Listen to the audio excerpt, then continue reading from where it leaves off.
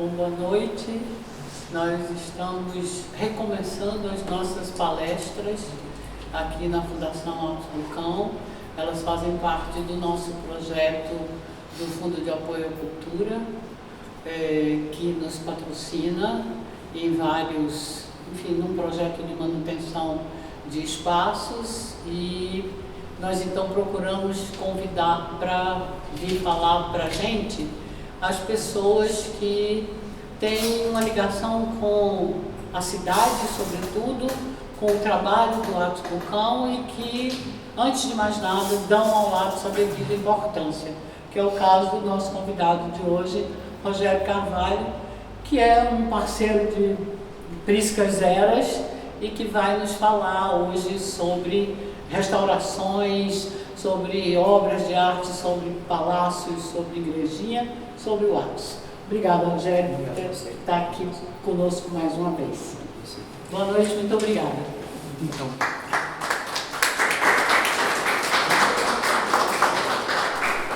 eu queria dar boa noite a todos também e dizer que para mim é uma grande alegria poder contribuir com a Fundação de alguma maneira e poder trazer um pouco da minha trajetória e daquilo que me liga ao Atos e me liga à cidade,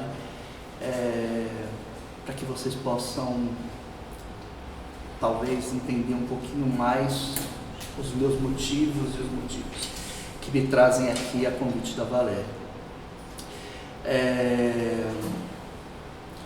Eu acho que é importante passar para vocês também um pouco da minha trajetória antes de começar a falar diretamente sobre as obras, né? Eu fui técnico do IFAM durante 13 anos, né?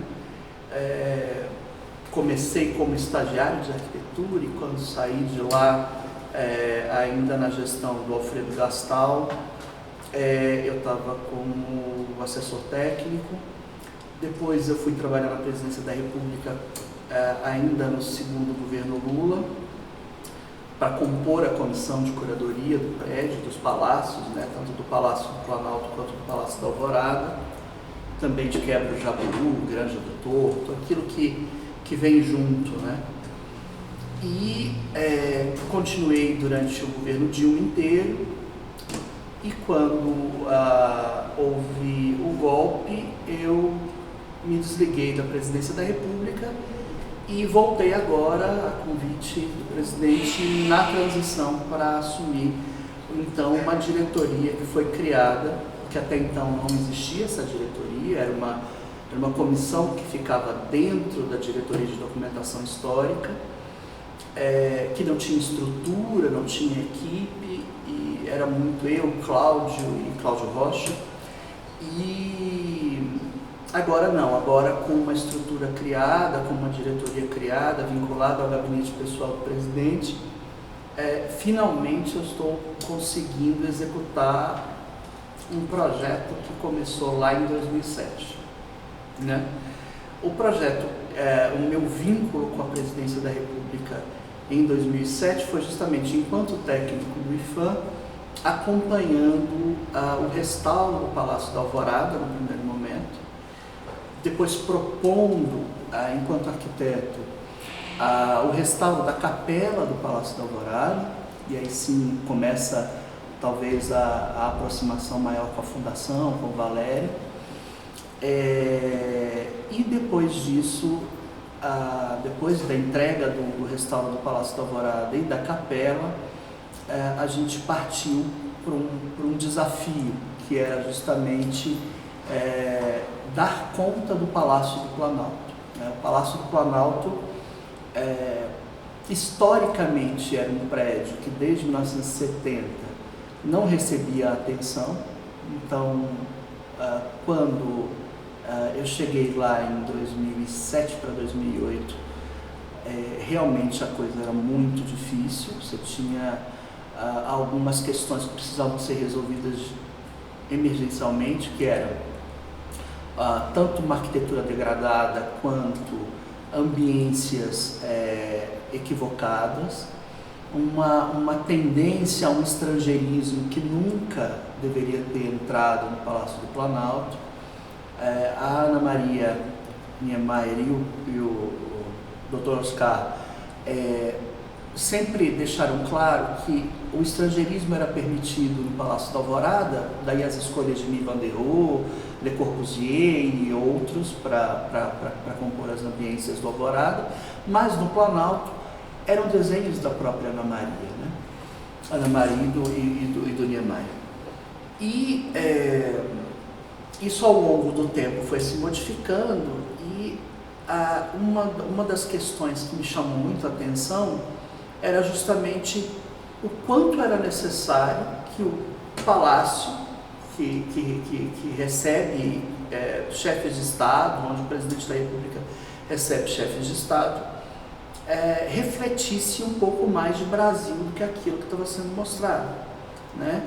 Porque se você chega na Casa Branca, você tem uma ambiência com mobiliário americano. Você chega no Eliseu, mobiliário francês. E você chegava no Palácio do Planalto, tinha tudo, menos mobiliário brasileiro. Então, naquela época, eu me aproximei da presidência por conta desse projeto de restauro do Alvorada e da Capela. Propus a dona Marisa Letícia, a esposa do presidente Lula, então, que ela fosse patronesse de um curso que eu denominei como restauro de mobiliário moderno, né? E esse curso tinha como foco 80 adolescentes em situação de risco, que foram selecionados por meio de um processo seletivo mesmo, e relacionados à aptidão, tanto manual quanto relacionados à questão de gosto pela questão do restauro. E nós restauramos 940 móveis de época, na primeira e na segunda edição dessa oficina de restauro de mobiliário moderno. E foi justamente esse material que entrou no Palácio do Planalto, porque a grande diferença do restauro do Palácio da Alvorada para o Palácio do Planalto é que o restauro do Palácio da Alvorada, o presidente saiu, ficou na Grande do Torto, o Palácio da Alvorada foi todo restaurado. O Palácio do Planalto, nós tínhamos um prazo muito menor, o presidente pediu para que o palácio fosse restaurado integralmente, inclusive a parte de mobiliário e obras de arte, e ele foi para o CCBB, ficou um tempo no CCBB, e nós tínhamos data marcada, e foi justamente em cima desse mobiliário que nós conseguimos montar todas as salas e entregar o palácio quase no final do segundo governo Lula. Quem aproveitou mesmo foi Dilma. E eu não posso esquecer que houve uma reportagem à época que foi bastante significativa, que disse: enfim, o palácio se torna palácio, né? E a partir disso foi desenvolvido por aquela comissão de curadoria diversas ações que foram interrompidas em 2017 com o golpe em Dilma Rousseff. Entraram no lugar da comissão de curadoria 2 pessoas que não tinham formação, e essas pessoas desfizeram praticamente 70% do trabalho realizado. Eu entro agora justamente nos slides, porque vou falar um pouco dessa situação. Eu começo mostrando para vocês algumas fotos do Gottegol, do Salão do Palácio da Alvorada em 1960.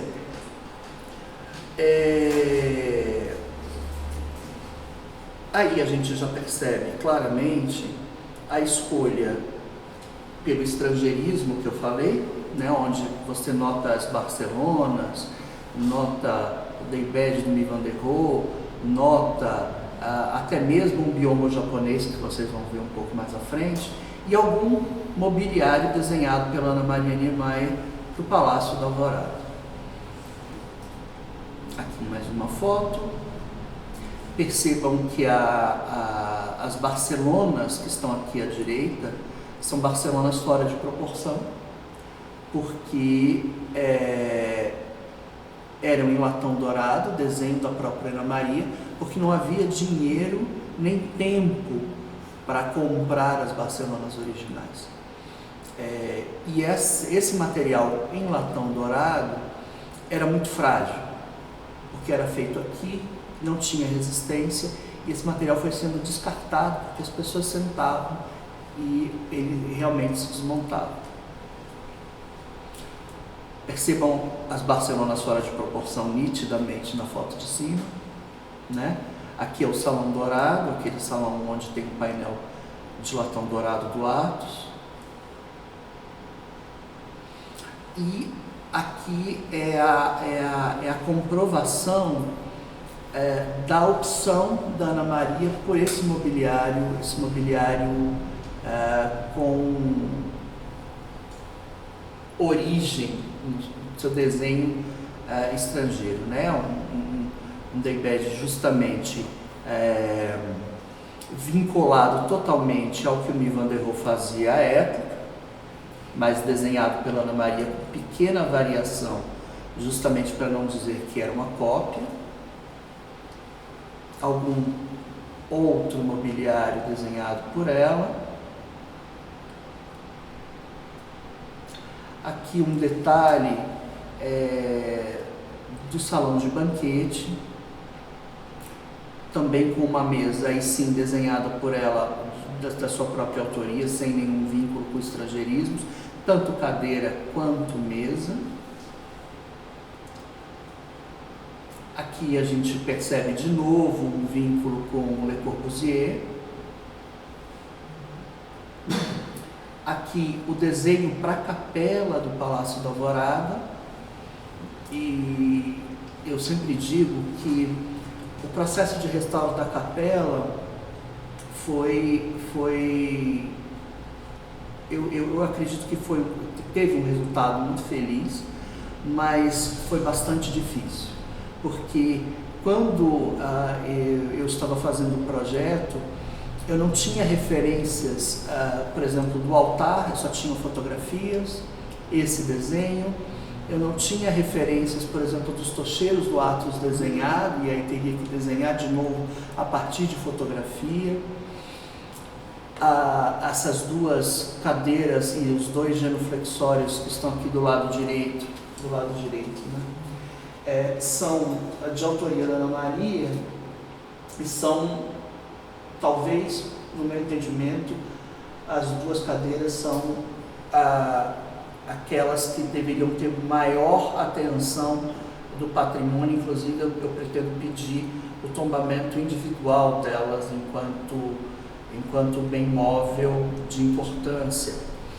São duas cadeiras que foram projetadas para a capela, mas que foram usados na posse do JK e do Jango, e depois foram trazidas para Brasília e foram usadas na inauguração de Brasília e depois na inauguração do Palácio da Alvorada. Também, antes no Palácio da Alvorada, depois na inauguração de Brasília. Então é algo que é bastante importante. O altar também foi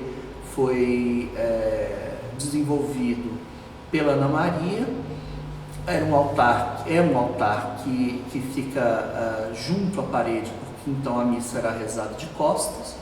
Quando, do meu primeiro contato com a capela, havia ali, esse altar tinha sumido, os tocheiros tinham sumido, e a Dona Marli Sarney havia pedido para colocar um altar de mármore branco no centro daquele espaço, não mais colado à parede, e esse altar foi usado durante muito tempo. No processo de restauro, nós retiramos e redesenhamos o altar original da Ana Maria e os tocheiros também. Aqui é o desenho dessas cadeiras e genuflexórios, que eu acabei de dizer que são muito especiais. E eu estou falando um pouco rápido, né, mas porque assim tem muito slide. Um pouco depois dessa época, houve uma movimentação de uma fábrica americana de móveis, a Broy Hill, que produziu uma série chamada Série Brasília. Essa série foi muito difundida na década de 60. Até hoje você encontra nos Estados Unidos móveis sendo vendidos com esse desenho. E esse mobiliário foi oferecido, então, acredito que na época do governo Jango, para que fosse colocado na parte íntima do Palácio da Alvorada. Então, hoje, a parte íntima do Alvorada tem dezenas desses móveis ainda mantidos, conservados, e alguns vêm sendo restaurados, mas a grande maioria deles em bom estado de conservação. E percebam, a inspiração é justamente a forma da coluna do Palácio da Alvorada. Né? Dá para perceber claramente. Né? Assim, no desenho não são tão bonitos, ao vivo são bem melhores. Percebam, esse é o mobiliário.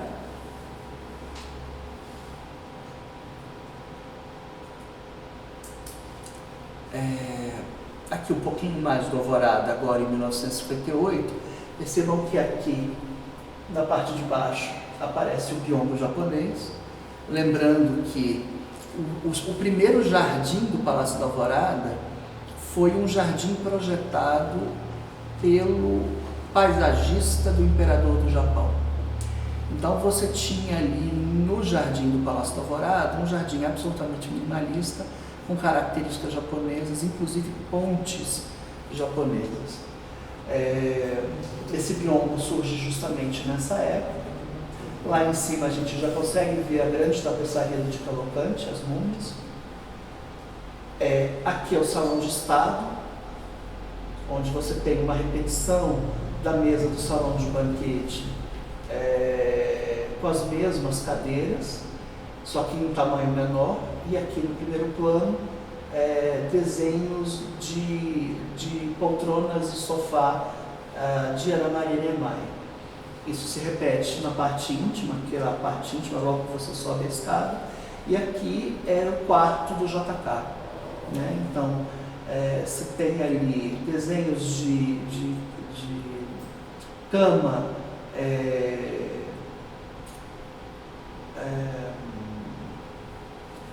Criado mudo. Eu não quero falar criado mudo, eu quero mesa falar de cabeceira. Mesas de cabeceira. As mesas de cabeceira também de autoria de Niemeyer, e em cima 2 anjos de Francisco Vieira Serras. Aqui o painel dourado do Atos, né? E as Barcelonas fora de proporção também douradas. E aí a gente entra agora em umas imagens que são bastante curiosas e que fazem parte do meu argumento para aquilo que eu venho levando na curadoria hoje. O palácio está aqui marcado 58, mas não é 58, isso já é 68, 70.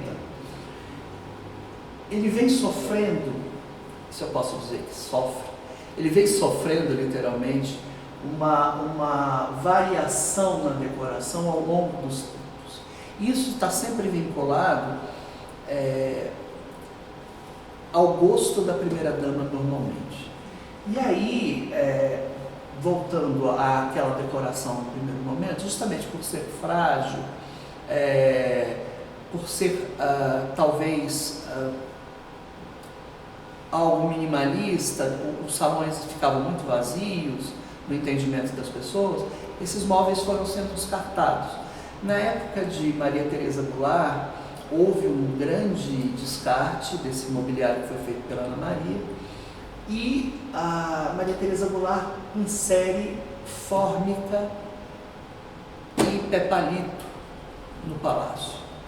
Com o governo militar, com o golpe militar, tudo isso some, e aí a gente começa com esse gosto que vem trazendo móveis dos palácios cariocas. Então vem Luís XV, Luís XVI folheado a ouro, vem samambaias, vem mesas de vidro enormes, espelhadas, vem muitas poltronas Luís Felipe, percebam, castiçais dourados, muito tapete persa, né? Então assim, tocheiros barrocos, isso tudo vem conformando ao longo do tempo uma variação que no meu entendimento, bastante interessante, e é em cima disso que eu venho trabalhando. Eu cheguei à conclusão, e por que eu estou falando disso? Porque eu tinha parado um pouquinho antes, lá em 2017, que entraram as pessoas e desfizeram 70% do trabalho. O que aconteceu? Essas pessoas em 2017 receberam um palácio que tinha sido conformado ao longo dos anos, né? Com somatório de contribuições de diversas primeiras damas e presidentes. Eu falo aí de pelo menos uns 10 presidentes. E o entendimento dessas pessoas que entraram em 2017 é de que eles deveriam restaurar o palácio voltando à cena de 1958. O que acontece? Eles não tinham mais as Barcelonas douradas, eles não tinham mais o mobiliário, tinham um ou outro sofá ou poltrona da Ana Maria em mau estado de conservação.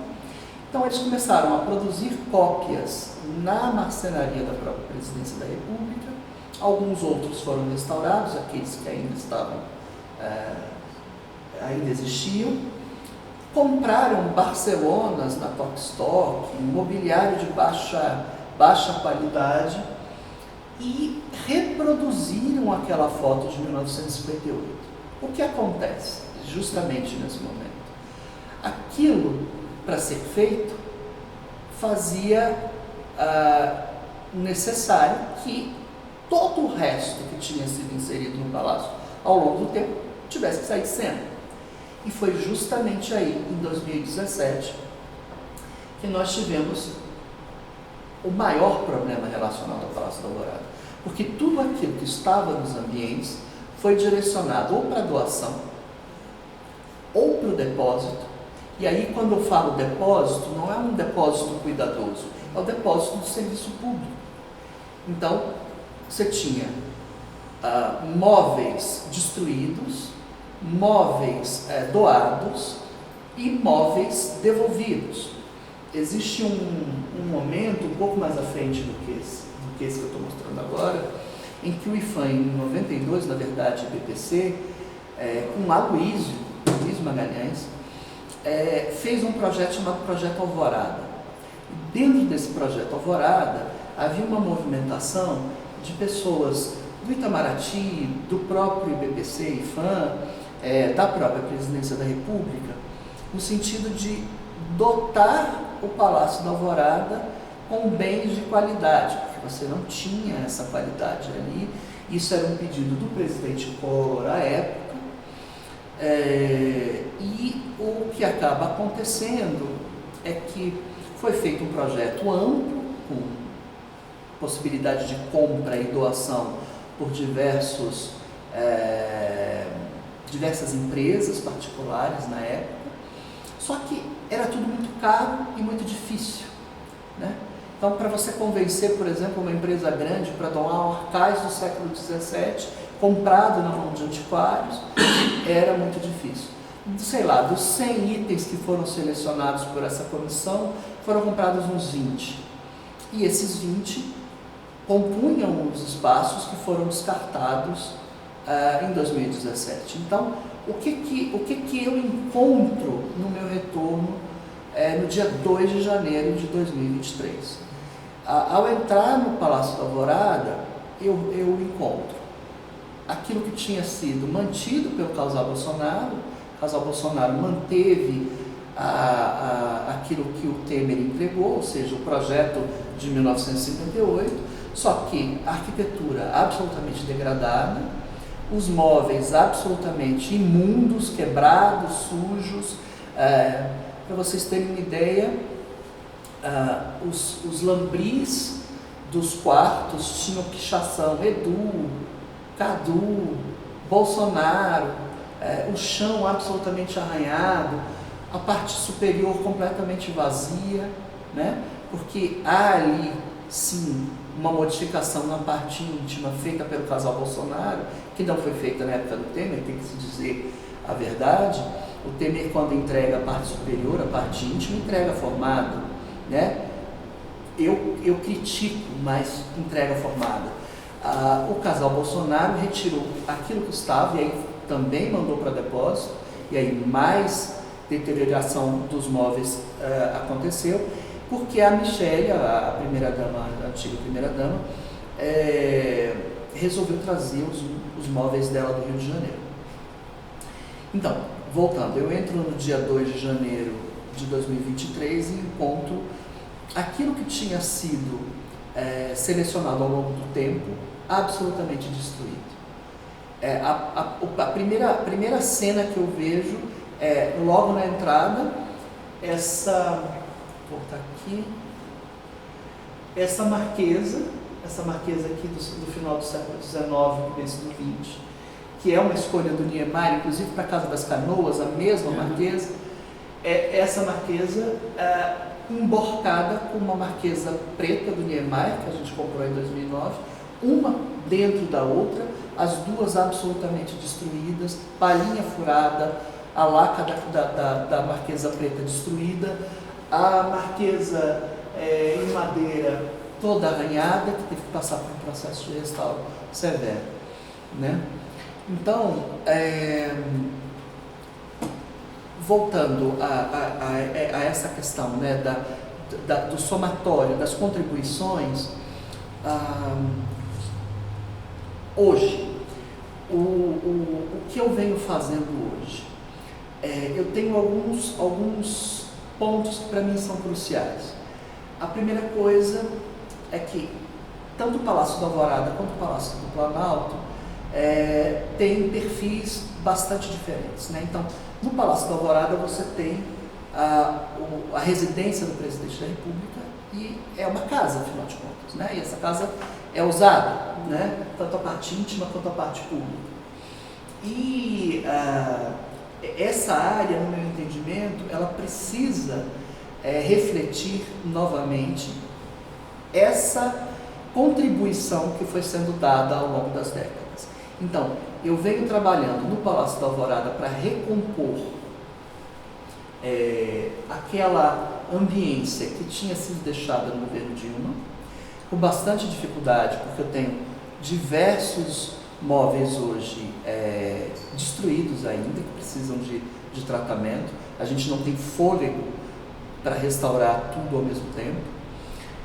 Eu tenho problemas porque houve doação de móveis de maneira equivocada. Então, por exemplo, a estante do Salão de Estado, que tinha sido escolhida pelo próprio Niemeyer com Ruth Cardoso, para que o Niemeyer colocasse as gravuras, as serigrafias dele ali. Um móvel da Tepperman, de excelente qualidade. Eu descobri que tinha sido descartada porque, isso no governo Temer, tinha sido descartada porque era um móvel de baixa qualidade.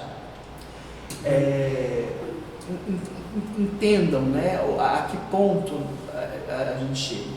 E o que eu venho fazendo justamente nesse momento é tentar recompor aquela cena de 2019.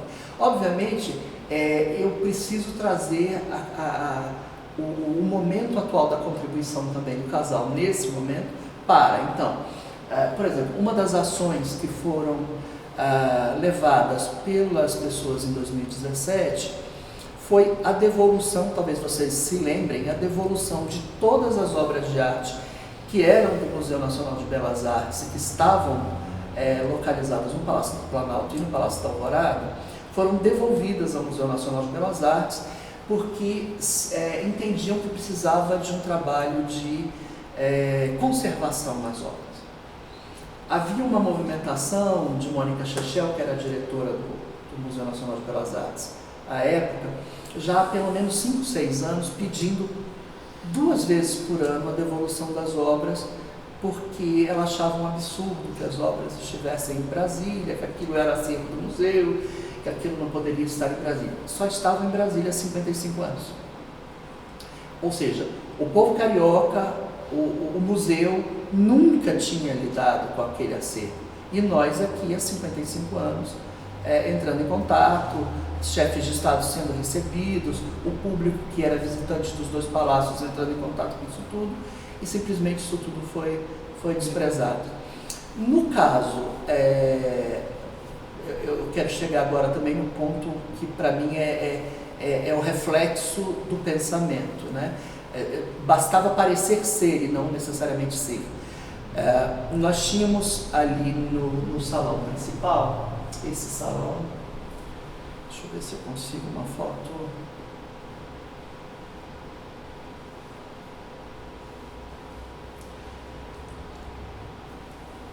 Eu estou falando desse salão aqui, mas esse ambiente aqui que não está aparecendo aqui era um ambiente espelhado. O Palácio do Alto Alvorada tem no seu salão principal, tinha, né, no projeto original, uma parede espelhada que também era refletida no outro lado, do lado do elevador. Dona Ruth Cardoso, e aí por isso que eu digo que são contribuições muito importantes, Dona Ruth Cardoso soube que quando da escolha do Juscelino e do Niemeyer para a capela do Palácio da Alvorada, que o Portinari tinha sido escolhido para fazer os painéis da capela. E o Portinari disse para o Juscelino e para o Niemeyer que ele demoraria 3 anos para a execução dos painéis, porque ele faria com pastilhas de Ravenna. E o Juscelino, é o que conta a história, o Juscelino riu e disse, olha, eu vou entregar Brasília daqui a 3, 4 meses, como é que eu vou esperar 3 anos para a entrega disso?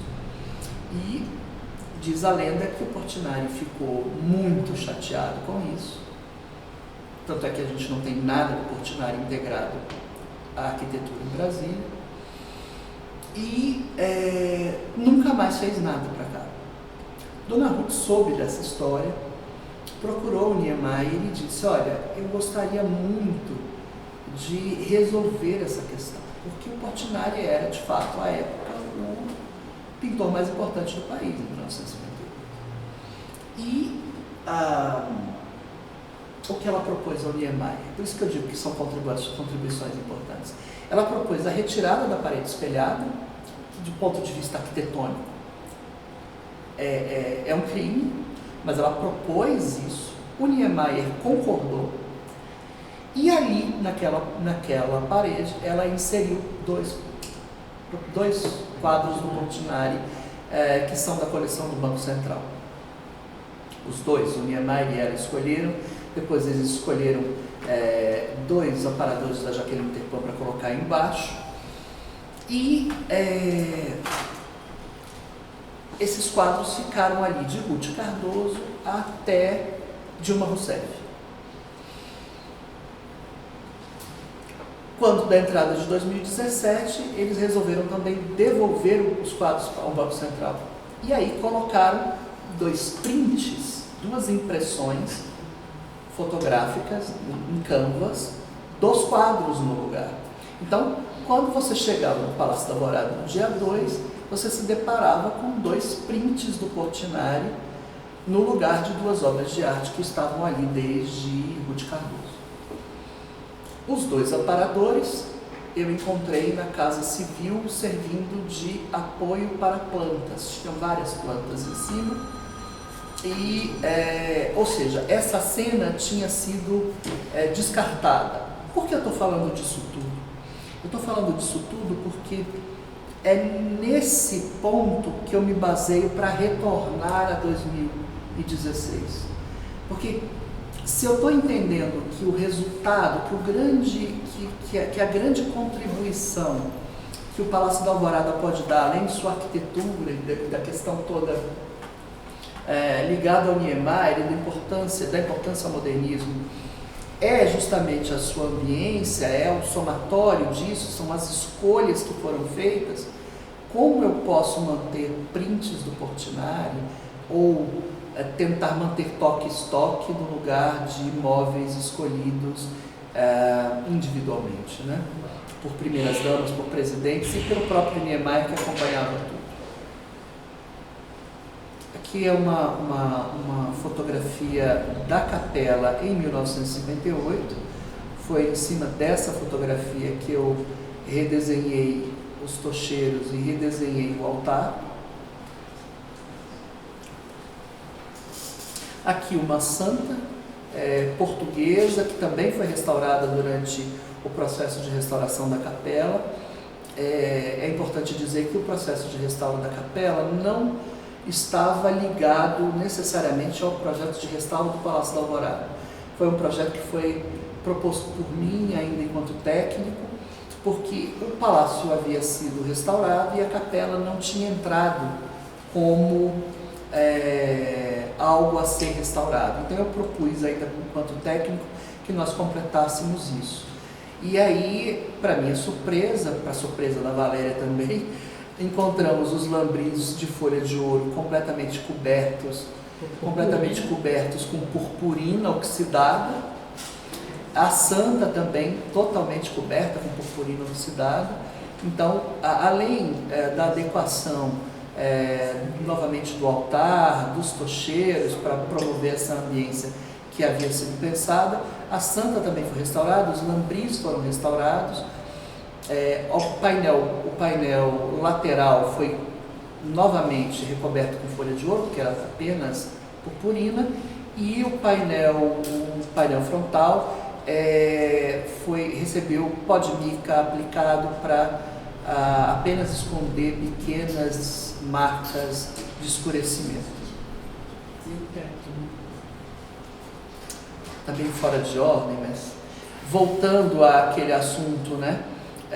Aqui já em 1983, 76 a 83, essa é a parte superior, aqui no lado esquerdo é a parte superior ali do mezanino, da parte íntima do Palácio da Alvorada, e aqui é a vista que temos do Salão Dourado com o painel do Atos. Lembra que eu disse das samambaias, da profusão de samambaias? Vejam a quantidade de plantas e samambaias e dourados que foram trazidos durante o governo militar, né? De novo, isso em 83. Aqui nessa fotografia central, a gente consegue ver a mesa de banquete com as cadeiras da Ana Maria. Aqui é o Salão de Estado, uma mesa um pouco menor, também de desenho da Ana Maria, com cadeiras da Ana Maria. Ali a grande tapeçaria do Di, que foi removida daí, porque esse lugar é um lugar de muito problema, tanto de calor quanto de luminosidade. Então ela sofre muito, ela voltou para a biblioteca, que é um ambiente mais controlado, tanto de temperatura, quanto de umidade, quanto de luminosidade. Essa é a biblioteca em 1983. Aqui é o Salão do Estado. Lá atrás o piano, que foi um piano doado por Tom Jobim e pelo Vinícius ao Palácio, onde eles tocaram. Aqui é algo muito divertido, porque são projetos que apareceram em um dado momento da década de 80 para 90, projetos de outros arquitetos querendo interferir no salão do Palácio da Alvorada com projetos do salão de banquete principalmente. E aí vejam a proposta.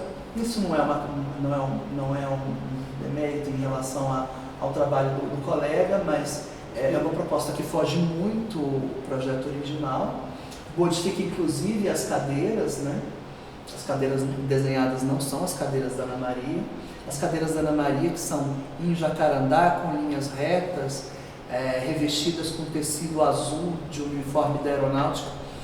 Ana Maria Niemeyer disse uma vez que ela havia escolhido a cor das cadeiras porque ela tinha se apaixonado por um oficial da aeronáutica, e esse tecido, o tecido azul da roupa deles, era o mesmo tecido que ela propôs para as cadeiras.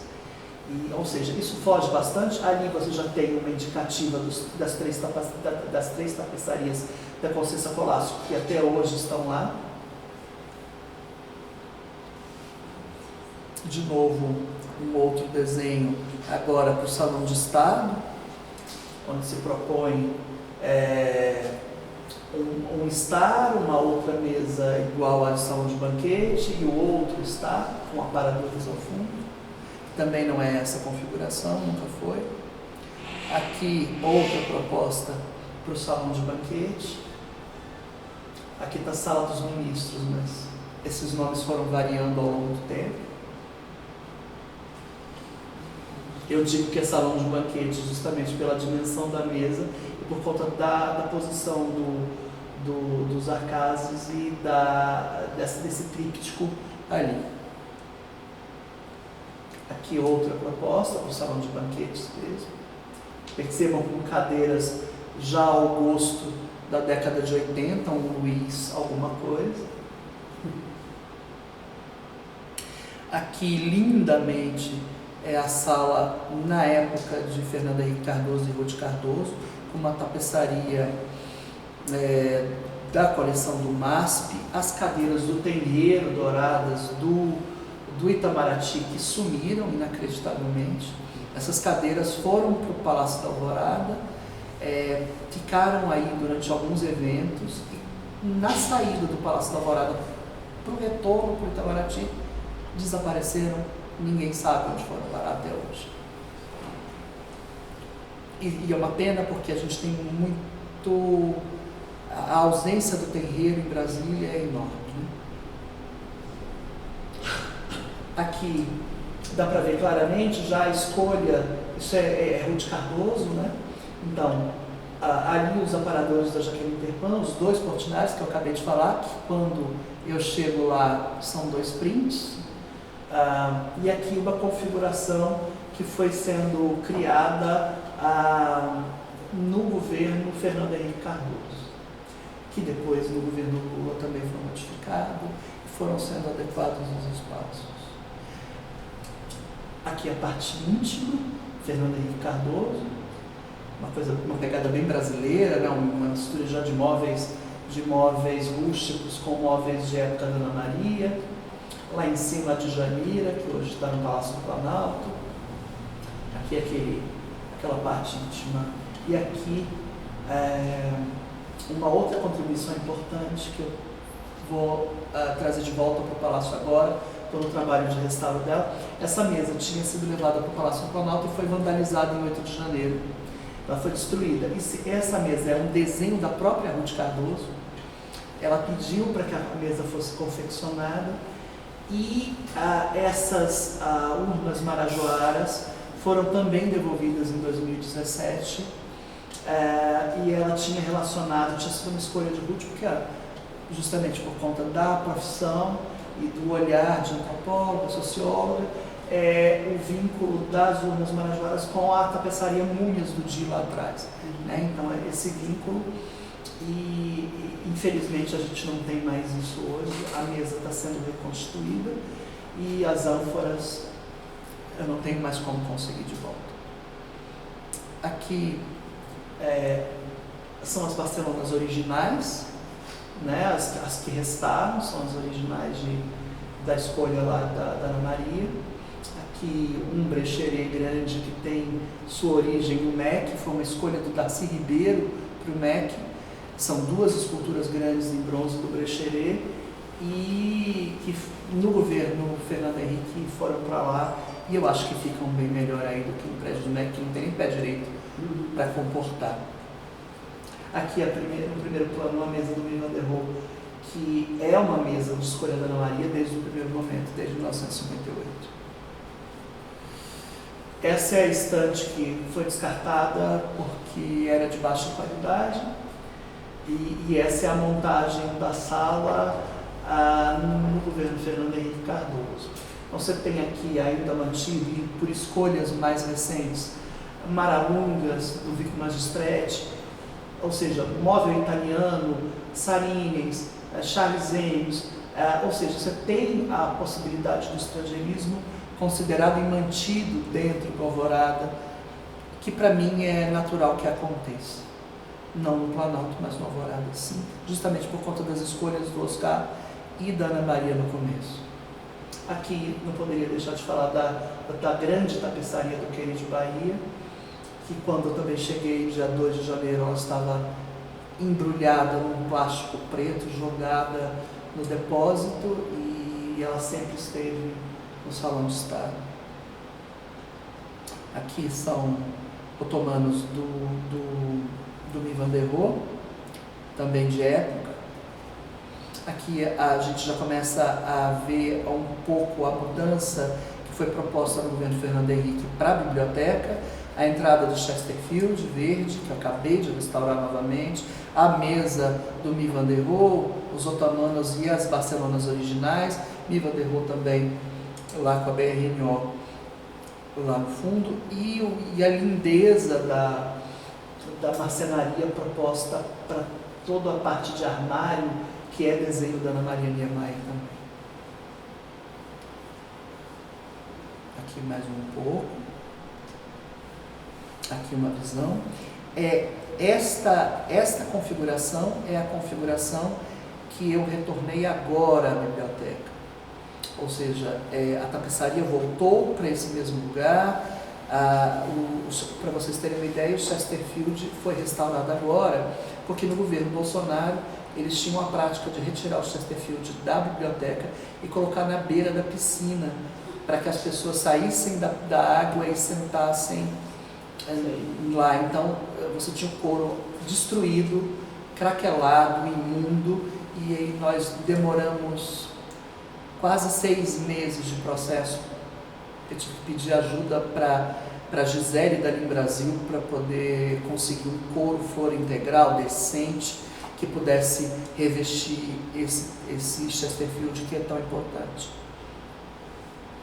Aqui é uma configuração ainda do governo Fernando Henrique, essa mistura, né, proposta na década de 90, naquele projeto Brasília, que eu acabei de falar, pelo Aloysio, pelo pessoal do Itamaraty, que era uma mistura desse mobiliário de época que nunca existiu. Então você tem mobiliário aqui, aparadores do primeiro reinado, um canapé do primeiro reinado misturado com Le Corbusier, com Scrier e com Cessa Colasso, né? Aqui uma outra vista. Aqui outra vista do salão de estado, agora um pouco mais detalhado do que aquela. Percebam a inserção das mesas do Mi, das mesas de centro, a clareza da qualidade da estante que foi descartada porque era de baixa qualidade, a papeleira que foi devolvida ao museu, o Volpe que foi devolvido, a Djanira que tinha problemas severos lá no cantinho de Djanira, que tinha problemas severos de conservação, que agora voltou. Aqui uma outra vista da sala do piano e de uma outra sala de estar. São sofás que foram escolhidos, sofás italianos que foram escolhidos por Rudy Cardoso, tanto aqui quanto naquele conjunto. Alguns móveis que foram inseridos na década de 90 nesse projeto Brasília. Aqui uma vista da piscina. Havia isso já é uma foto já do governo Lula. Havia um exagero de vegetação, e um dos últimos pedidos do Niemeyer em relação ao palácio era de que diminuísse severamente a quantidade de vegetação que estava sendo colocada na parte posterior, próxima ao palácio. Então isso foi feita uma limpeza. Hoje a vista do palácio é bem mais limpa. Aqui é uma foto do estilo Guerra, quase com 360 graus, para que vocês possam ter uma ideia do conjunto de salões do palácio, né? Então, aqui lá no fundo as múmias com a mesa que eu acabei de mostrar com as ânforas, aqui aquele conjunto de Barcelonas que nós vimos separados, ali aquele conjunto onde a Marquesa e os Portinari se relacionavam com a Jaqueline Pepin. É essa parede branca que está o Portinari, que também era espelhada. Percebam que a parede de cá é espelhada e essa também era, e a pedido de Ruth Cardoso, Niemeyer concordou. Eu acho complicado, porque você tira essa relação de duplicidade da possibilidade da caixa de vidro funcionar perfeitamente. Ele concorda com isso para que ela coloque o Portinari. Né? Então, um ok do Niemeyer, dizendo eu vou transformar o meu projeto, isso é uma transformação drástica, para colocar o Portinari, é uma contribuição importante que precisa, no meu entendimento, ser mantida. Então, os dois aparadores foram retirados da Casa Civil, voltaram para o mesmo lugar. Como eu não tenho mais os Portinari, porque eles voltaram para o Banco Central e existe um problema grave de entendimento de que, no meu entendimento, eu acho que aquele acervo poderia ser muito melhor distribuído e visto. Não é visto, não é acessado. E, bom, eu coloquei hoje 2 Dayaras Tucano no lugar dos 2 Portinares, porque eu entendo o seguinte: todas as opções ao longo do tempo foram respeitadas. Quando a Michel Temer devolve os Portinares e diz, eu posso colocar algo que parece ser, mas não precisa ser, que é justamente a impressão, foi uma escolha também. Então essa escolha precisa cair na conta dele, e aí eu coloco agora na conta de Janje, do presidente Lula, a escolha por inserção de uma artista contemporânea indígena, porque eu venho perguntando constantemente, o palácio é de quem, e para quê? Eu venho trabalhando com reparação o tempo inteiro. Então, para mim é essencial que indígenas, mulheres, negros, LGBTQIA+, arte de rua esteja presente nos 2 palácios, porque senão não há representatividade do povo brasileiro, né? Para mim fica muito difícil argumentar brasilidade com relógios franceses, né? Aqui é um momento de restauro em 2007 para 2008 do Palácio da Alvorada.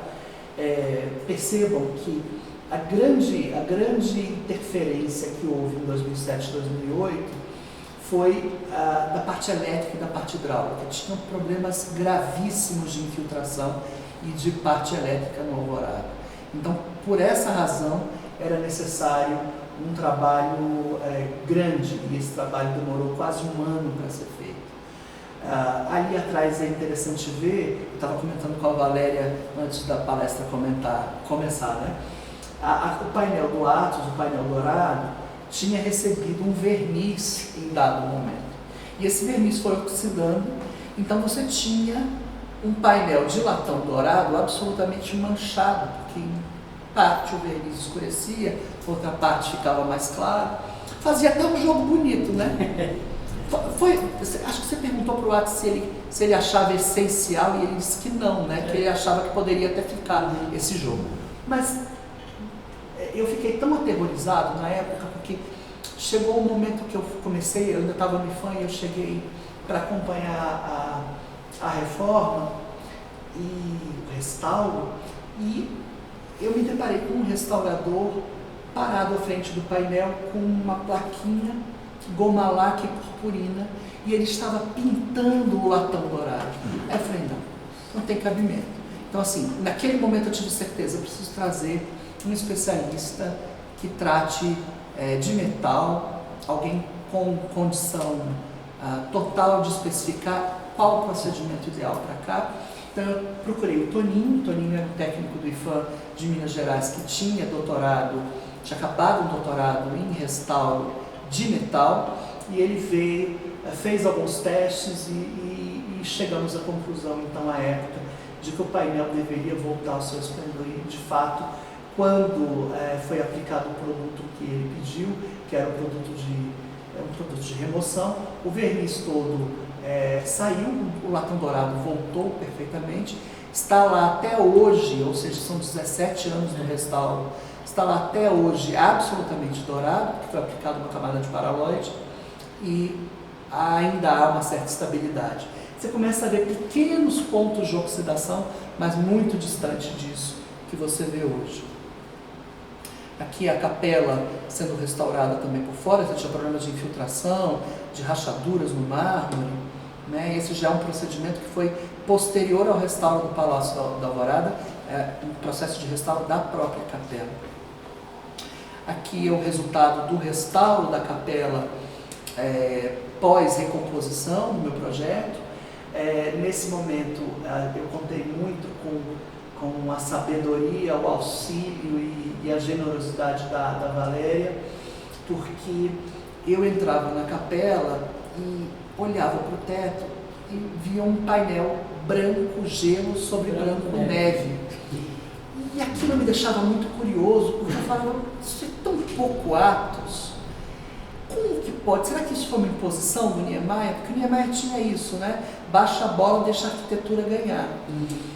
E eu resolvi fazer, porque havia uma infiltração, eu resolvi fazer uma prospecção. Dá uma descascadinha, né? Fiz a prospecção. Quando eu fiz a prospecção, eu me deparei com azul, ocre e verde. Eu falei, como isso? E aí eu liguei para Valéria, Valéria me acode, me socorre, que é isso.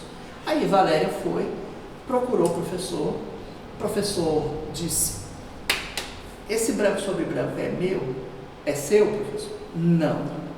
Procure lá nos papéis da fundação que você vai encontrar o meu projeto. Esse segundo desenho aqui, ó, a gravura que está aqui, era o original do Atos, assinado de 1958, para a capela, e aí em cima disso o próprio professor indicou o restaurador e pediu que a gente fizesse o verde do exato, peixe. que tirasse o verde do peixe. Ou seja, ele tinha total lucidez naquele momento, tanta lucidez que ele lembrou que o projeto existia e ainda estava assinado. E de fato, quando você olha para isso hoje, você entende o porquê que aquele projeto branco sobre branco não poderia ser do Atos. Provavelmente alguém pediu para ser daquele jeito. Pelo que eu soube, eu tenho uma história contada pelo aquele senhor que cuida dessa interna do palácio. Sim. Que tinha o bendito da infiltração e que iam fazer um batizado e que perguntaram, né, mas aí como é que faz essa cor e tal, não sei o quê, qual é a tinta que tem no palácio? Tem branco gelo e branco neve. Então, que tinham escolhido o que seria branco gelo. Só repete o desenho. Só repete o desenho, mas pinta um pedaço de branco gelo e um pedaço de branco neve. Acreditem. É isso que aconteceu. E aí, quando a gente percebe a opção do Atos, porque aí voltamos, né? Quando o Portinari não faz os painéis, o Atos assume o papel de finalização da capela. E aí ele escolhe os lambris dourados, e aí sim, quando você conecta os lambris dourados ao ocre lá em cima, você lembra imediatamente da igreja barroca, que tem aquela continuidade do altar no teto, ou seja, você continua com essa cor, com a mesma cor e o link do teto com o frontal na cor ocre, encontrando com o douramento. Esse é o resultado final do meu projeto e da entrega que foi feita.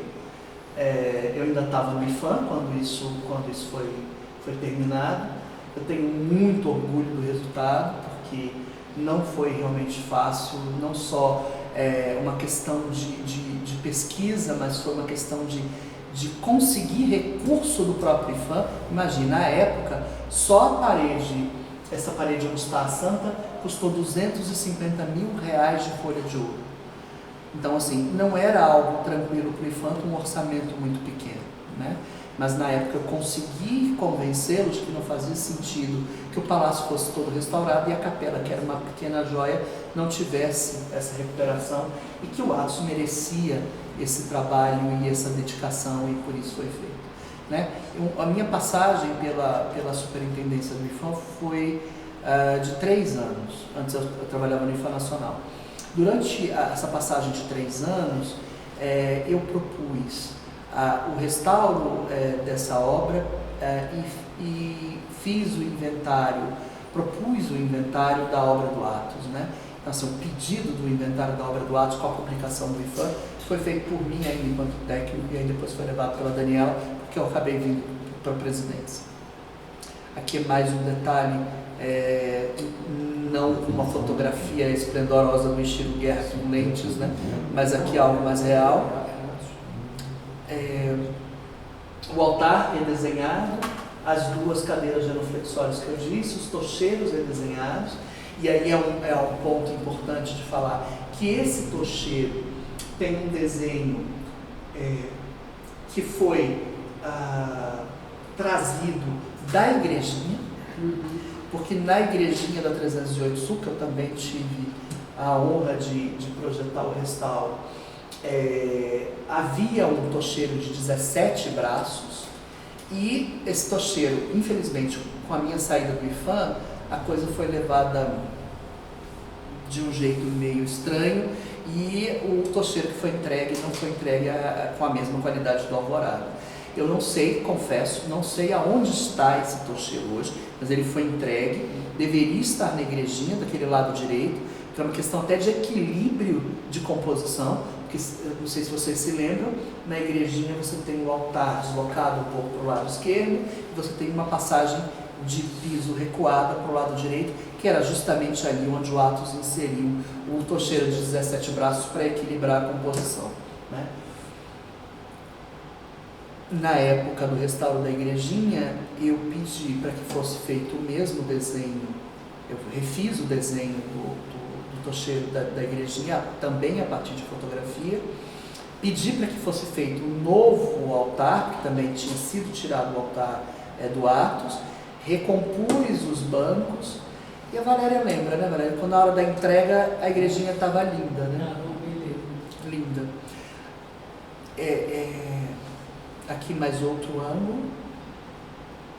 Aqui falta o genuflexório, porque o conjunto as 2 poltronas, porque isso é uma capela, né? Uma capela íntima, não é uma igreja, né? Não é um lugar para se fazer missa, mas acaba se transformando nisso.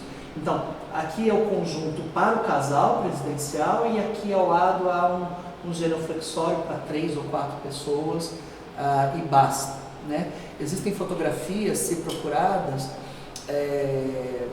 da época do Jango, com Maria Teresa Goulart dentro da capela, em que essa cena estava mantida e era justamente a composição que imagino que o Niemeyer pensou. Eram os 2, 4 pessoas e o resto das pessoas em pé, sem acomodação. Aqui é um detalhe do teto pintado lindamente, que é justamente aquele projeto. Outra questão importante que provavelmente não vai aparecer aqui é a porta, que foi a primeira porta em alumínio anodizado feita no Brasil, manualmente foi feita pelo Atos. E quando chegamos na capela, eu também achava outra coisa estranha, porque a porta era preta, mas um preto acinzentado, como se o preto tivesse sofrido muito. E como havia uma questão de contraste de vidro colorido com a parte externa, eu pensei, o Atos não ia escolher preto para fazer isso. E aí pedi para que fizessem uma passagem o nome é engraçado, é stripteaser, o nome do produto, que era uma espécie de removedor. Eu pedi para que passassem um removedor e na passada do removedor nós nos deparamos com aquela porta. Daí eu fui entender o porquê que a porta tinha sido coberta. Década de 80, Marlene Sarney, que foi a responsável pela pintura de purpurina nos lambris, pela pintura de purpurina na Santa, ela achou que a porta merecia uma pintura porque durante o governo militar, e isso está marcado lá até hoje, durante o governo militar, os soldados que ficavam na área da capela, porque é uma área projetada, dá para ver o Jardim do Alvorada inteiro, os militares escreviam com materiais, com chave, com alguma coisa, eles forçavam o alumínio, 80 dias para baixa, amo Mariazinha, e você tem essas marcas no meio do alumínio. E ela pediu justamente para pintar, porque achava que isso era desmerecedor. Obviamente, durante o processo de restauro, eu pedi para que isso fosse retirado. Hoje estão lá essas marcas, esperando se algum dia exista a possibilidade de restauro de alguma forma. O que eu não poderia fazer de fato era manter a porta maravilhosa que é coberta, né? Aqui o detalhe do tocheiro de 2, 4, 6, 7 braços, tem de 7 a 29. Aqui é o desenho do altar. O altar era em jacarandá, exatamente assim. Importante dizer que o altar foi redesenhado em 1 para 1, porque a parede é curva, então e tem os lambris, então tem toda uma questão de encaixe. Aqui é o momento de restauro daquela parede frontal. Lembra que eu falei que a parede da esquerda foi totalmente colocada a folha de ouro. A parede frontal foi usado pó de mica para cobertura daquilo que estava enegrecido, né? Aqui é a colocação da folha de ouro na capela, né? A preparação do bolo de armênio e a colocação da folha de ouro. Uma folhinha de ouro por folhinha de ouro. Durante meses esse processo foi sendo levado. Aqui continuamos, lindamente levado pela equipe do Wagner Matias, que é um parceiro muito importante, vem restaurando obras pelo Brasil inteiro, é sempre muito generoso e se não tivesse sido ele, a gente talvez não teria feito. Aqui o detalhamento justamente com a aplicação da mica nos detalhes que precisavam ser retocados. Aqui é a santa do lado esquerdo, é como ela estava, com purpurina, com diversas falhas. E aqui do lado direito eu pedi para que a primeira carnação fosse retomada. A restauradora foi a Ineila de Belo Horizonte, uma restauradora formada no Secor, competentíssima. Essa restauração foi acompanhada por mim praticamente dia a dia, porque eu ficava na Alvorada quase todos os dias. E o resultado, essa é como a santa, depois de remoção das camadas de purpurina e de verniz e de repinturas, havia 4 repinturas.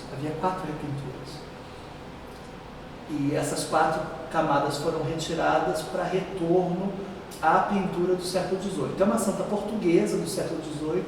Existem alguns registros, até mesmo do Ibram, que dizem que é um aleijadinho, obviamente não é. É uma santa do século XVIII portuguesa. Aqui a recomposição, né, das partes que faltavam. Essa coloração branca seria o preenchimento? Isso, o gesso. Tá? Aqui é uma fotografia de 1968, durante o período militar.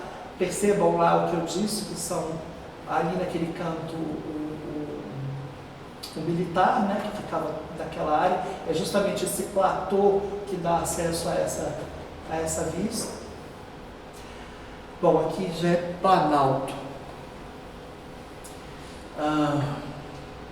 Aqui é o gabinete da presidenta Dilma, que tem aí uma mistura grande de mobiliário, que é um mobiliário que foi trazido durante o governo Itamar, que é esse mobiliário com pata de leão, que era do antigo DASP, né?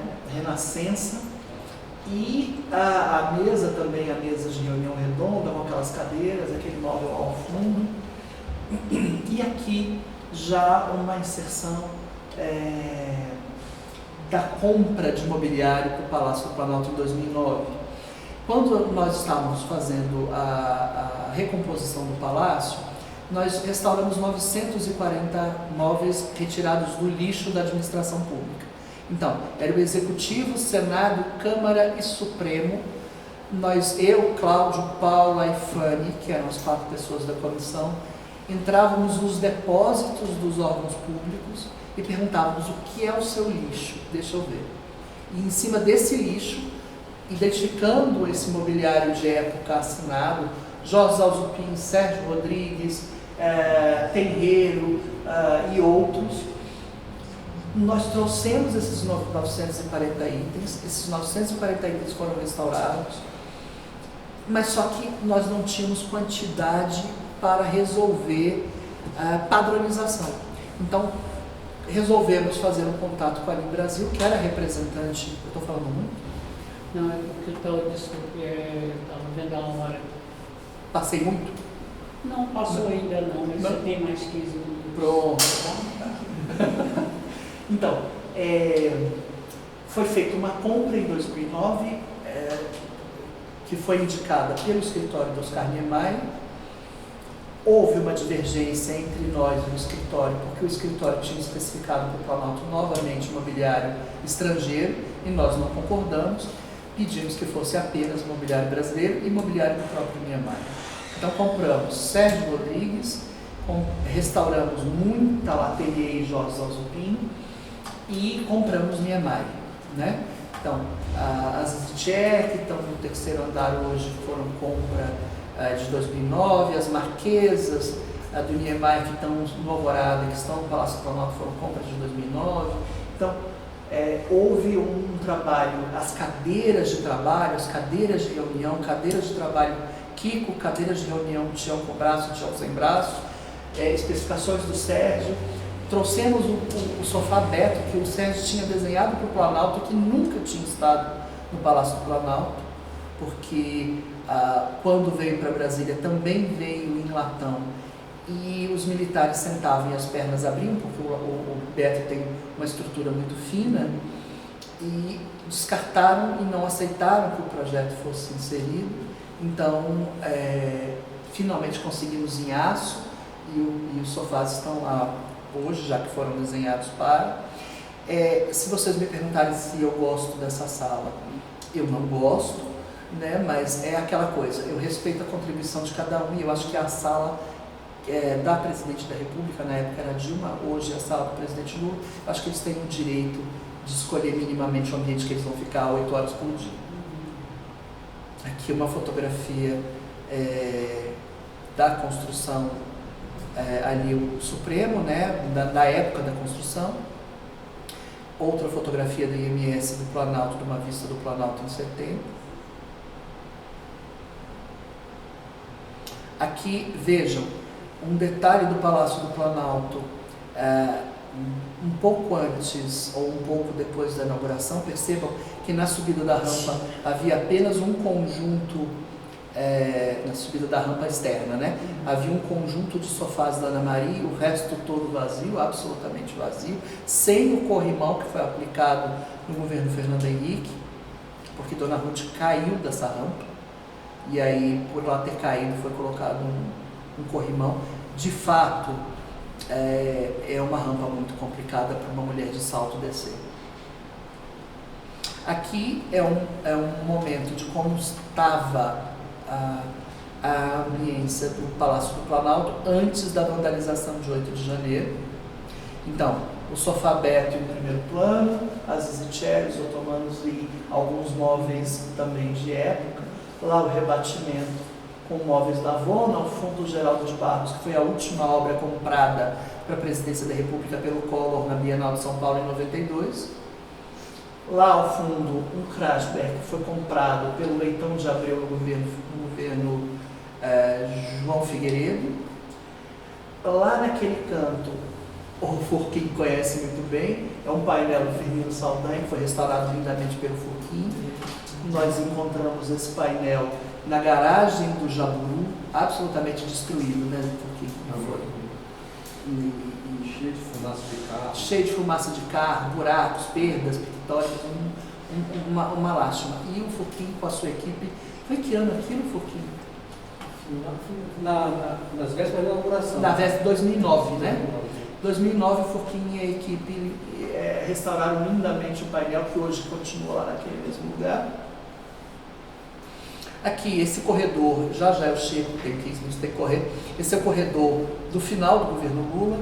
São aparadores desenhados pelo Niemeyer especificamente para essa compra de 2009, que foram concentrados. Em princípio, ele tinha indicado aparadores para servirem de apoio de livro. Eu achei um absurdo, porque aparadores de 15 mil reais para apoio de livro em gabinete não dá. Então, eu resolvi construir nesse corredor, que é o corredor de acesso à sala do Presidente da República, uma galeria.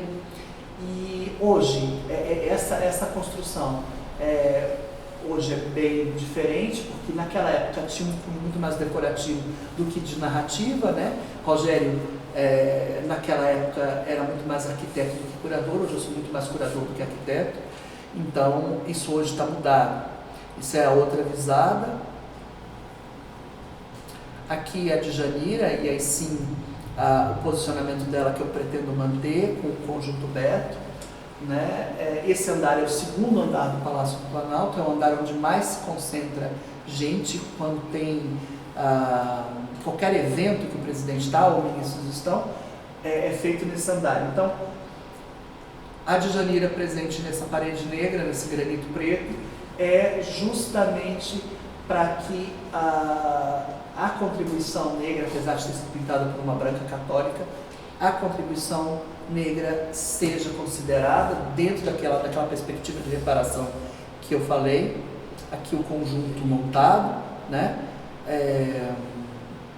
De novo, o poltrona aberto, o banco do Sérgio, mesa Elê do Sérgio Rodrigues, que também pode ser um banco, e a Djanira. A Djanira, esse quadro itinerou durante a Brasil Futuro, da qual eu fui um dos curadores da exposição de posse do Presidente da República, que foi aberta no Museu da República, depois foi para o Pará, foi para Bahia e depois foi para o Rio. E agora, há poucos dias, tem mais ou menos um mês, o quadro retornou e foi novamente para o mesmo lugar. Aqui é o ambiente depois do vandalismo. Inacreditavelmente, vocês conseguem ver ali o Geraldo de Barros pelo espelho. O Geraldo de Barros passou, no dia da vandalização, eles não tocaram no Geraldo de Barros, porque eu acho que eles não entenderam que aquilo era uma obra de arte. Porque a sequência era, aqui nesse lugar, a gente tinha o de Cavalcante, que foi furado 7 vezes. Ali naquele outro canto tinha uma mesa de centro que tinha uma ânfora em cima, que foi quebrada na sequência, com o mesmo objeto que furou o Di, quebrou a ânfora. E aí eu acho que ele olhou para o Geraldo de Barros, não entendeu e foi embora.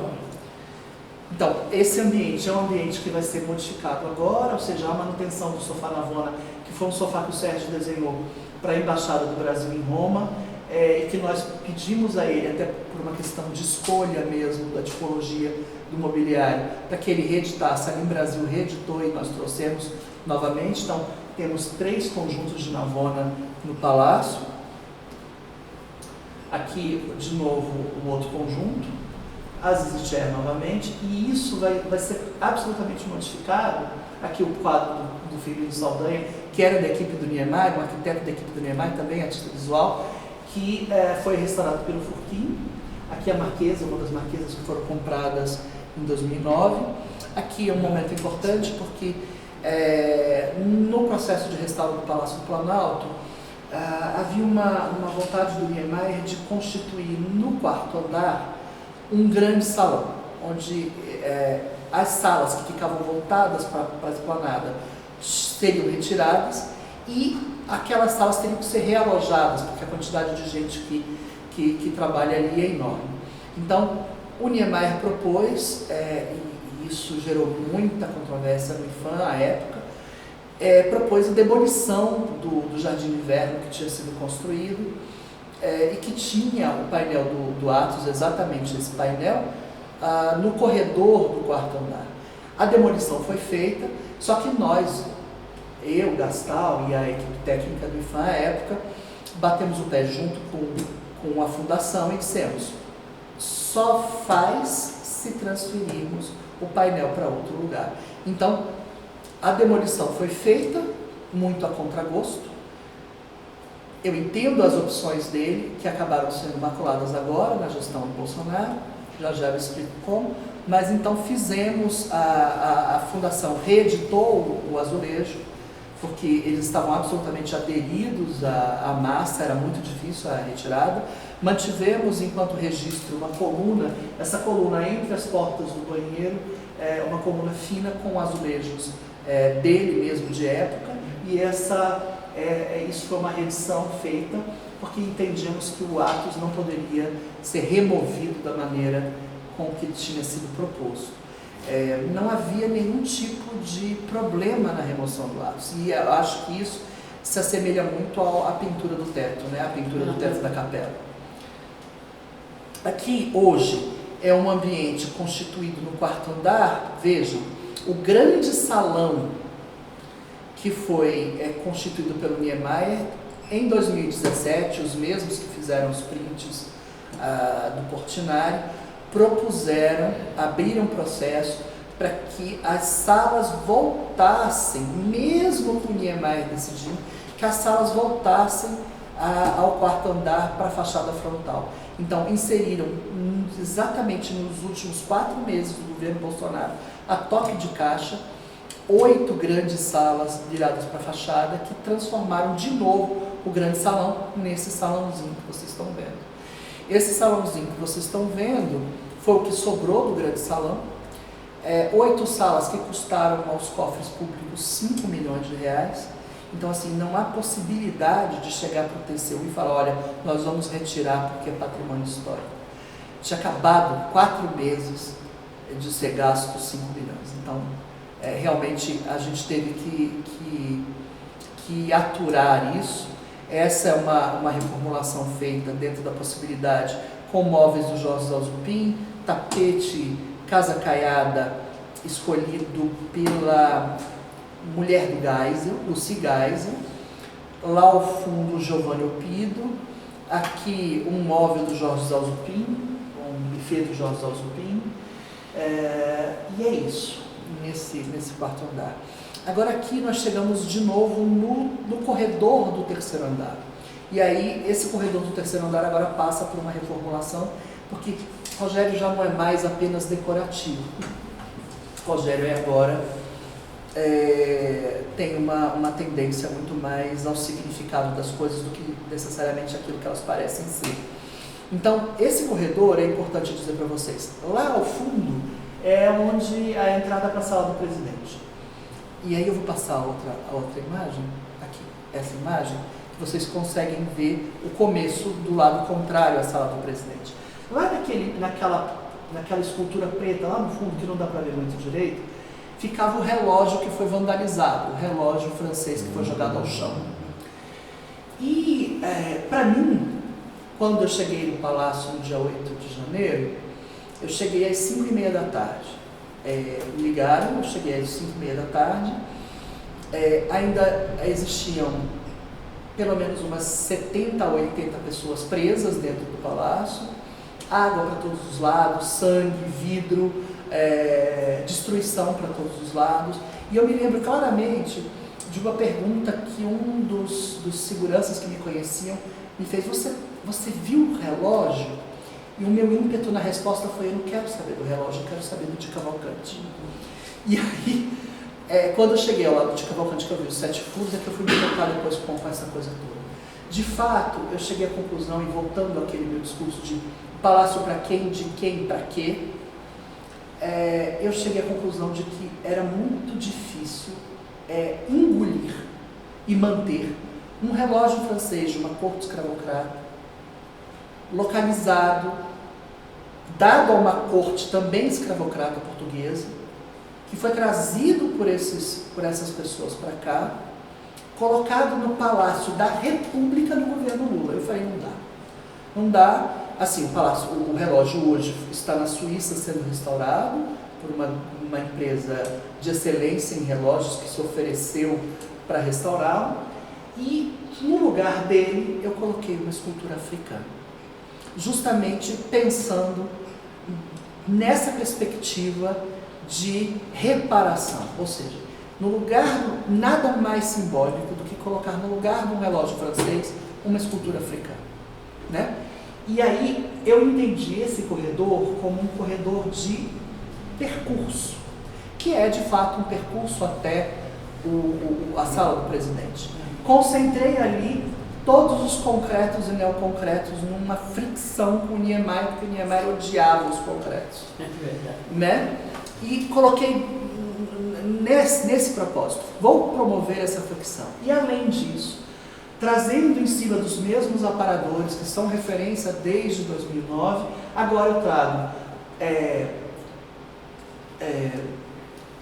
tecelagem, trançados indígenas e esculturas africanas associadas a esses quadros concretos e neoconcretos. Se vocês perceberem, eu tenho 3 azuis, e aí quando eu falo do percurso, eu falo a saída da África, o percurso no mar. Deixa eu ver se eu consigo mostrar o resto, não vai dar para perceber tanto, mas o percurso no mar. Logo depois ali daquele Volpe azul, eu tenho um mapa, que é um mapa da costa brasileira no século XVII, também com 2 grandes esculturas africanas.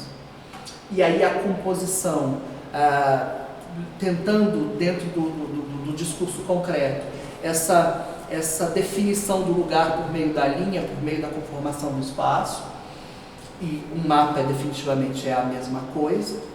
Logo depois nós temos um Aloysio Carvão que tende a tons terrosos, ou seja, chegamos aqui, né? E logo depois você tem um Antônio Maluf verde com o café, que é o quadro mais próximo da sala do presidente. O discurso então foi montado para esse corredor em cima dessa narrativa, né? Uma narrativa primeiro de reparação da escultura africana no lugar do relógio francês, e dessa fricção com Niemeyer, da necessidade de presença de indígenas, negros, e desse discurso todo para que se conformasse de fato uma passagem. Eu estou quase acabando, mas 5 minutos. Esse é o subsolo do Palácio do Planalto, que desde da reforma que foi feita no Palácio, era apenas usado para trânsito de pessoas e acesso ao elevador e escadas. Eu conformei nesse espaço um espaço expositivo, porque a gente tem hoje grande dificuldade de exposição no Palácio do Planalto, porque o térreo é ocupado por repórteres. O segundo andar o tempo inteiro você tem eventos, né? Então fica muito difícil de conformar uma exposição ali. O terceiro andar tem acesso restrito, e o quarto andar é um salão desse tamanho. Então eu cheguei à conclusão de que esse subsolo poderia ser interessante enquanto possibilidade de espaço expositivo, e transformei justamente nisso. Essa fotografia é uma exposição de plantas originais do Burle e do Niemeyer, inclusive com estudos. Por exemplo, tem um estudo, professor, tem um estudo do Niemeyer para colocação de brise na lateral do palácio onde fica o Burle Marx.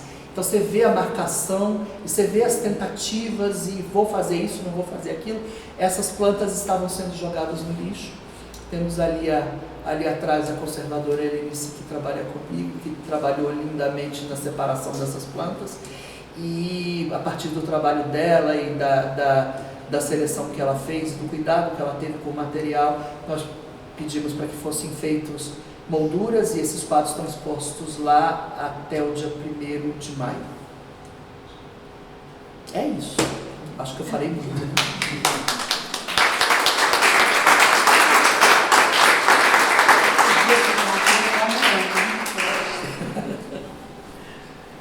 Alguém quer perguntar alguma coisa? Este moço que nos disse tanta coisa boa. Eu não sei se eu fui muito prolixo, mas Eu quero fazer uma pergunta. a Sofia fez o pedido. E aí, vamos lá, Sofia? Depois de ver e ouvir, a gente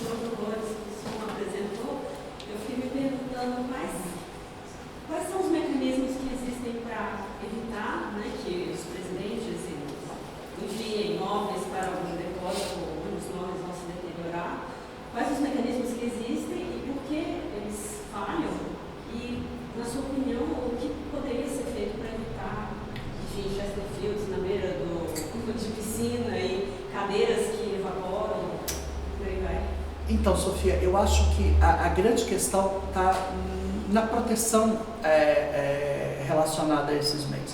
Inacreditavelmente, os acervos da Presidência da República não são tombados. Eu venho trabalhando agora justamente na instrução, no começo da instrução desses processos de tombamento, e além do pedido de tombamento do acervo, eu venho discutindo isso com algumas pessoas que lidam com patrimônio já há algum tempo, que seria um pedido de tombamento que o IPHAN nunca fez, que seria um pedido de tombamento da ambiência desses espaços. Ou seja, quando eu falo, por exemplo, da área pública do Palácio do Alvorada, a partir do momento que a ambiência fosse tombada, não só o acervo, que pode ser movido, enquanto tombamento ele pode ser modificado de lugar, mas se pensarmos no tombamento da ambiência, a gente tem ali não um engessamento de nada, porque eu acredito que as contribuições podem continuar acontecendo, mas pelo menos um registro do que quais são as relações criadas a partir daqueles móveis que foram sendo inseridos ao longo do tempo, daquelas obras que foram escolhidas. Então, assim, os quadros do Alvorada foram todos escolhidos em 1958 pela Ana Maria e pelo próprio Oscar.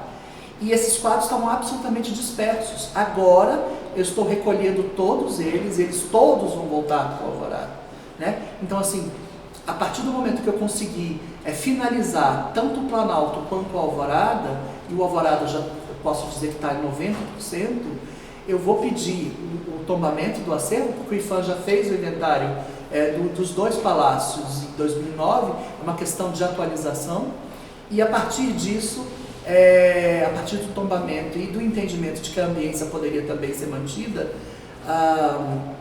uma proteção maior. Eu digo sempre que o IPHAN, durante a sua trajetória inteira relacionada aos bens móveis, sempre tombou, ou quase da sua totalidade, bens particulares. Então, 90% do acervo móvel tombado pelo IPHAN é de igreja, particular e de igreja. E aí você não pode ter a divulgação de que por exemplo, aquele cálice de ouro está na igreja tal, porque se você divulga essa informação, há o roubo, né? Facilita o roubo. No caso do patrimônio público é justamente o contrário. Quanto mais permanência esses objetos tiverem nos espaços e mais pessoas se acostumarem com aquilo naquele lugar, menos possibilidade disso acontecer haverá, né? É por aí. A pergunta era uma conversa que você, lá na época que eu restaurei o quadro, você falava da possibilidade, da necessidade deste tombamento para a preservação dos móveis. Para você ver, para você ver, eu tive, quando do retorno dos objetos que estavam no Alvorada, no Planalto, para o Museu Nacional de Belas Artes, eu tentei fazer uma manobra, saiu no jornal, uma loucura, eu tentei fazer uma manobra pedindo para que o Hollenberg assinasse o tombamento distrital e acabasse com essa conversa logo de uma vez. O Hollenberg não fez, não teve fluxo para fazer. E aí as obras voltaram para o Rio de Janeiro, colocadas dentro de um avião, numa tarde, sem a menor proteção, dentro de caixas de qualquer maneira, e foram para lá. Eu posso dizer para vocês que as obras voltaram para Brasília, chegaram há uma semana e elas vão de novo voltar aos palácios. E aí, o que fez com que eu resolvesse a situação? Eu tive uma reunião com a diretora do Museu Nacional de Belas Artes, o pessoal da Secretaria Executiva do MINC, e eu perguntei para elas o seguinte: vocês tiraram 48 itens que estavam em Brasília há 55 anos e devolveram ao museu. Quantos desses 48 itens vocês expuseram? 3. Quantos vocês restauraram? 2. Eu falei, não preciso falar mais nada. E aí, a partir disso, o processo foi revertido.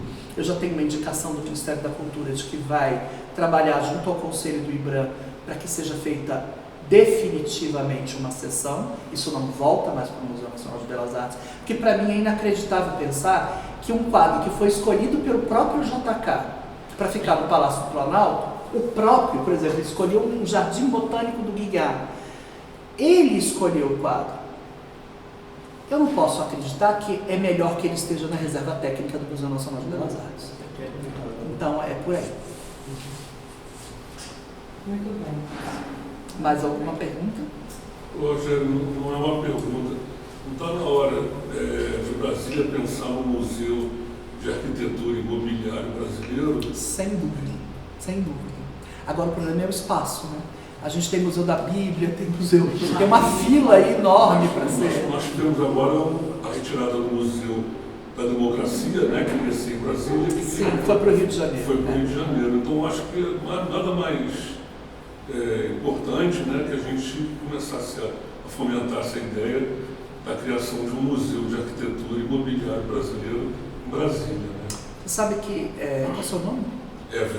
Everton, existe uma movimentação nesse momento de definição de um espaço onde seria a construção da sede do IBRAM.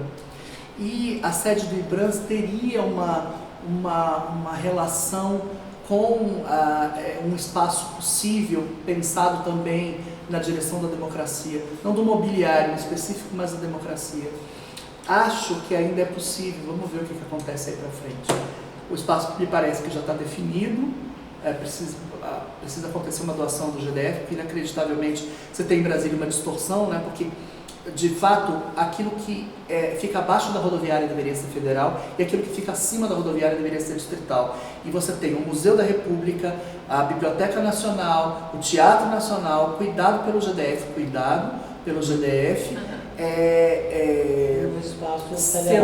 num espaço federal, que deveria ser de responsabilidade do governo federal. Eu venho repetindo já há vários anos que a esplanada precisa de uma prefeitura que coordene nível de luminância, cor de luz, qualidade de piso, reestruturação de lugares, recuperação, conservação, restauração, vide o estado da Praça dos Três Poderes. Trânsito de carro. Vide a Praça dos Três Poderes, a vergonha que está, né? Me parece que agora o Leandro conseguiu um recurso e, junto com o GDF, vão fazer a restauração da Praça dos Três Poderes. Eu espero que antes do governo Lula acabar.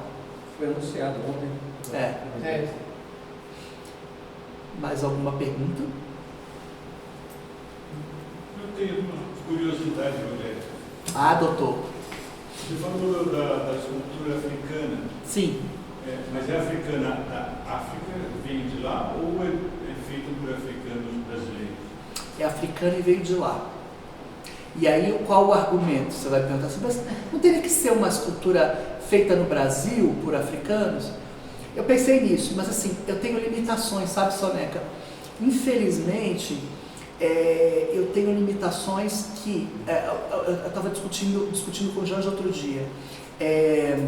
Ela me pediu, eu queria tanto coisas brasileiras para botar na sala do presidente, e o que eu tenho no acervo de objetos é apenas presente de estrangeiros que é dado ao presidente da República. Então, dentro das perspectivas do que eu tenho, porque assim, eu não posso comprar.